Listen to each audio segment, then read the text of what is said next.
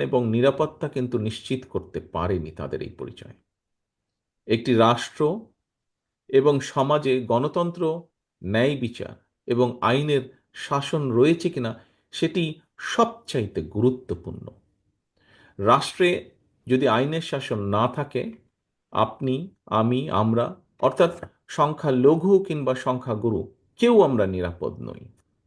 সংখ্যালঘু কিংবা সংখ্যাগুরু, দল, মত, ধর্ম, বর্ণ নির্বিশেষে প্রতিটি নাগরিকের নিরাপত্তার জন্য রাষ্ট্রে আইনের শাসন প্রতিষ্ঠার কোনোই বিকল্প নেই।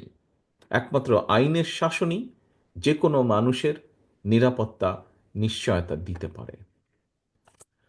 প্রিয় সনাতনী সম্প্রদায়ের ভাই ও বোনেরা, বিতাড়িত পলাতক স্বৈরাচারের সময় গত ১.৫ দশকে দেশের সংখ্যালঘু সম্প্রদায় কিংবা তাদের ধর্মীয় স্থাপনা অথবা বসত বাড়িতে হামলার ঘটনাগুলো যদি আমরা পর্যালোচনা করি, তাহলে দেখব হাতে গোনা দু একটি ঘটনা ছাড়া বাংলাদেশের সংখ্যালঘু কেন্দ্রিক অধিকাংশ হামলার ঘটনা কিন্তু কোনো ধর্মীয় কারণে হয়নি।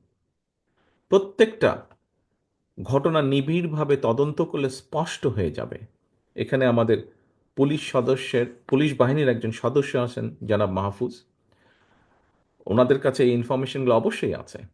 আমরা যদি অধিকাংশ ঘটনাগুলোর নেপথ্যে যে দেখি, আমরা ঘটনাগুলো যাচাই বাছাই করে দেখি, তাহলে আমরা দেখব এই ঘটনাগুলোর নেপথ্যে ছিল অবৈধ লোভ লাভের জন্য দুর্বলের উপরে সবলের হামলা কিংবা অসৎ রাজনৈতিক উদ্দেশ্য।